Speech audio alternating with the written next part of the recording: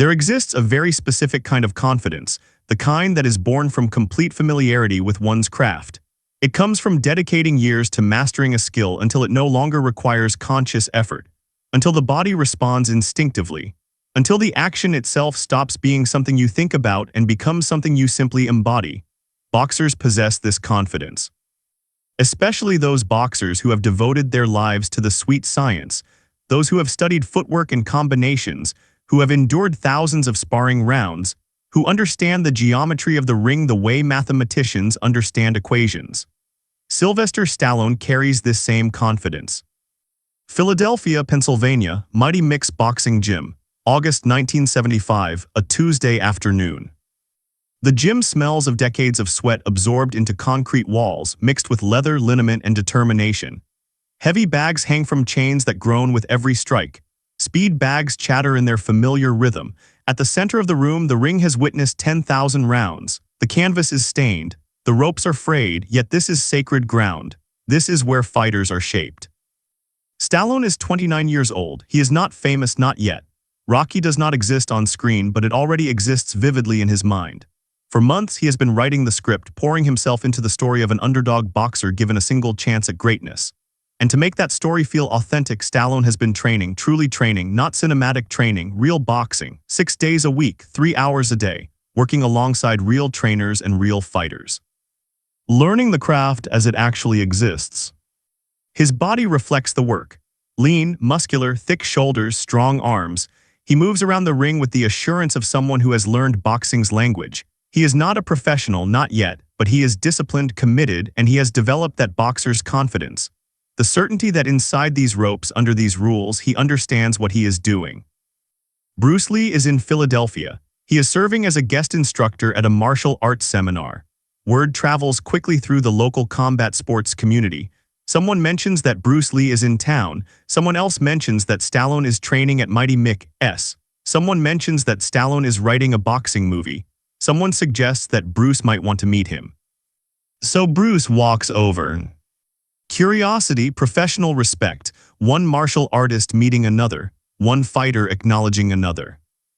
When Bruce Lee enters Mighty Mick's, the gym does not fall silent, but it does grow quiet. Boxing gyms are never silent. Still, the atmosphere shifts. People recognize him, the Chinese man from the demonstrations, the one rumored to move faster than cameras could capture, the philosopher, the man said to believe martial arts surpassed traditional Western boxing.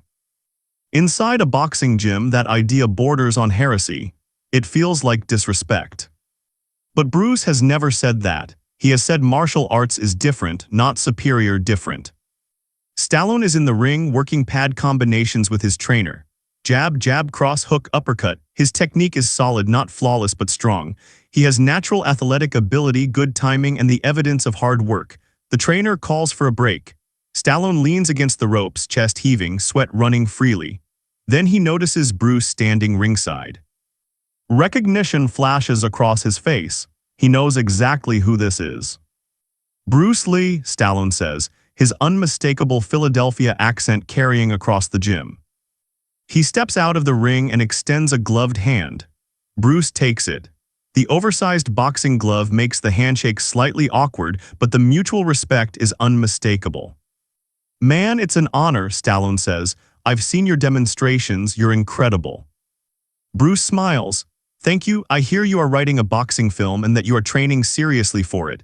That is admirable. Most actors would pretend. You are doing it honestly." Stallone's chest lifts slightly. Pride, validation from someone he genuinely respects. "Yeah," he says, "I want it to be real. I want people to see real boxing, not Hollywood boxing. So I'm learning, really learning. Been training here 6 months. These guys are teaching me the science, the sweet science." He taps his temple with his glove. Boxing isn't just punching. It's thinking, it's geometry, it's timing, it's art. Bruce nods. It is all of those things. Boxing is a beautiful martial art refined over centuries, efficient, direct, powerful. Stallone grins, encouraged. "Exactly, that's what I'm saying. In a boxing ring with boxing rules, boxing is the best. I mean, martial arts is great, but in here," he gestures toward the ring, "this is science. This is tested, hundreds of years of testing." Something subtly shifts between them, not hostility but challenge, a friendly tension, the kind thaw. Tea arises when two practitioners of different disciplines begin to compare foundations. Bruce's smile remains, but his eyes sharpen. Boxing is tested, he says, under boxing rules. Gloves, weight classes, rounds, certain techniques allowed, others forbidden. It is a beautiful system, but it is still a system with limits. Stallone's grin widens. He is enjoying this. Limits, he replies, are what make it real. You can't eye gouge in a real fight either, man, Stallone says. You can't bite, you can't kick a guy in the groin. Those aren't limitations, that's just being a decent human being. Boxing removes all the flashy nonsense and leaves what actually works. Punches, defense, movement, that's it. And inside this ring, that's all you need.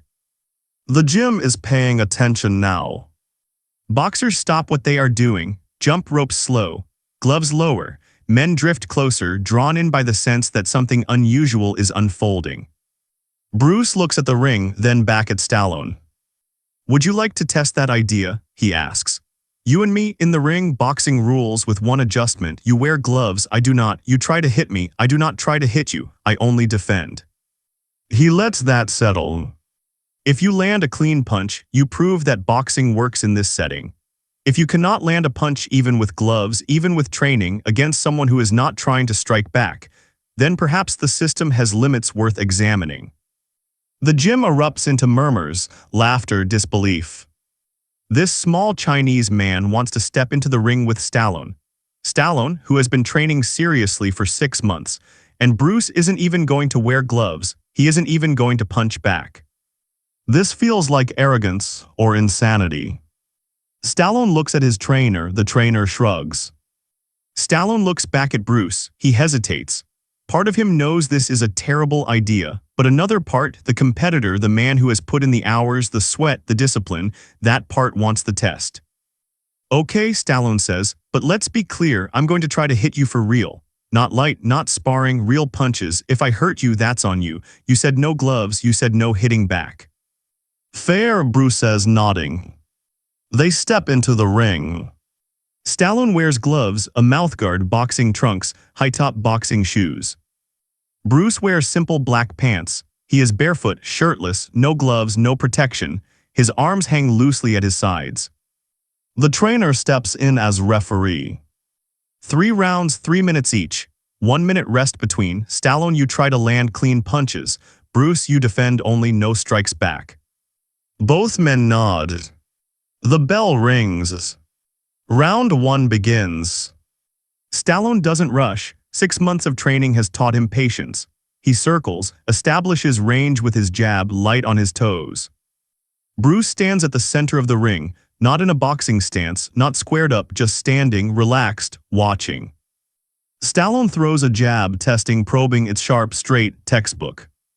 But when the glove reaches where Bruce's face should be, it isn't there. Just a minimal turn of the head, an inch of space. The punch passes harmlessly by. Stallone throws another jab, then another. Bruce's head moves, small movements, precise, economical. He isn't stepping back, he isn't retreating. His feet barely shift, just subtle adjustments of the upper body, reading each punch as it forms.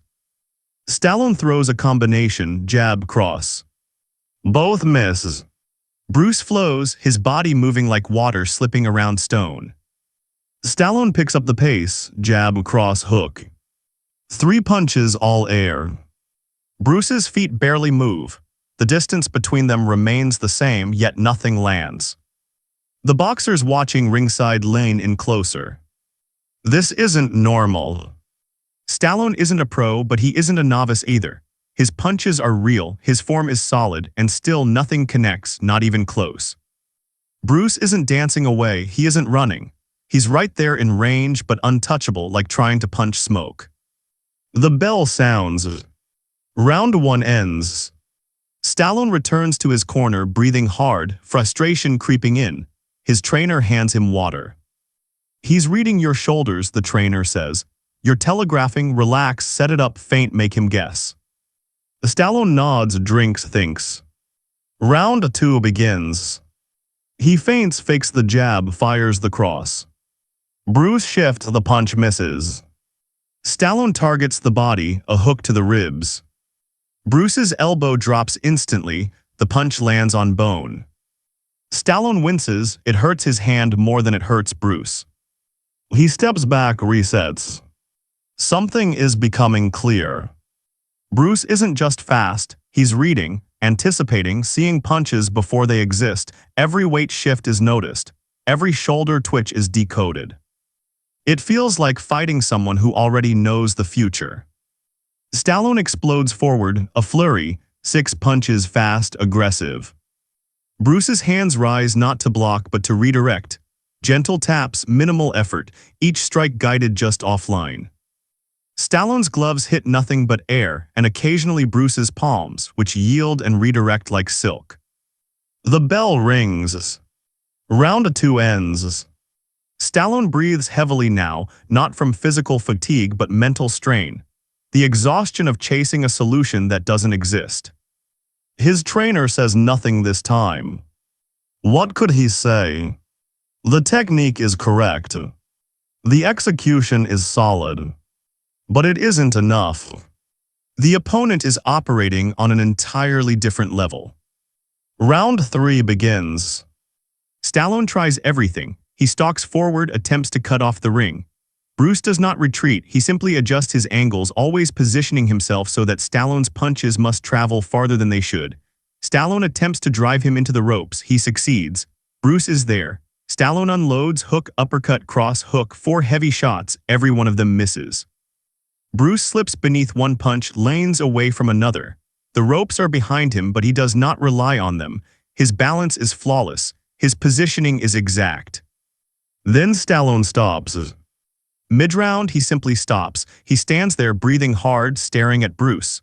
Bruce is not even breathing heavily. His arms remain low. His hands remain loose. Stallone removes his mouthguard. How, he asks, his voice is rough, worn down.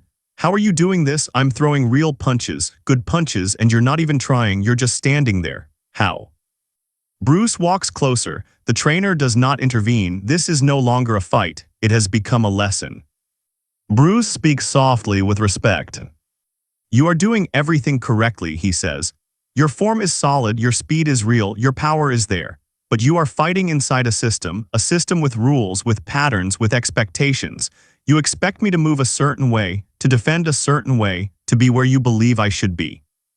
He pauses. But I am not inside your system, I am outside of it, not because boxing is wrong, but because I train differently. I train to read intention, not technique. When you decide to throw a jab, your body tells me before the jab exists. The shift of weight, the turn of the shoulder, the focus of the eyes. By the time your hand moves, I already know where it is going. I am not reacting to your punch. I am reacting to your decision to punch. Stallone listens fully, intently. Bruce continues. You asked why I did not wear gloves, why I did not strike back. It is because I wanted to show you something. Boxing is beautiful, but it is not complete.